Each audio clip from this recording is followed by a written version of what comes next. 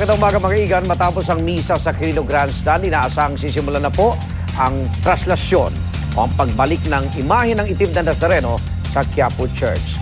Inaasahang lalangkuan nito ng milyong-milyong deboto. By live report ang kasama natin si Susan Enriquez. Susan? Arnold, kung makikita mo ngayon, hindi pa nagsisimula yung komunyon, pero nakikita mo ngayon dito, yung mga kababayan natin, nagsimula silang magsuguran dyan sa may entablado. Mapapakita natin yan sa ating camera. Yan, nagsisimulang magtakbuhan yung mga kababayan natin. Kasi sinasabi nga po ni Monsignor Clemente, sana tapusin po yung misa para maibigay ang bendisyon.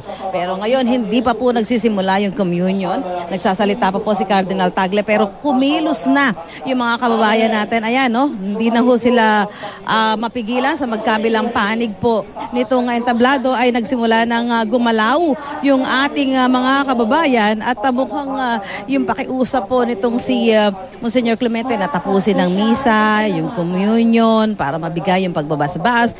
Mukhang hindi po ganun yung nangyari dahil ngayon kumilos na, talagang gumalaw na yung ating mga kababayan. Nakikita natin yung mga pulis doon na nasa entablado, ayan, nakaantabay at mukhang may mga ginagawang pagpipigil, pero talagang makapal po yung bilang ng mga kababayan natin na nagsisimula na magsuguran ngayon dyan sa may bahagi po ng entablado. Bagamat yung isang mahalagang bahagi po ng misa, yung communion, ay hindi pa nagsisimula. Igan? Yes, Susan. Babalikan kita.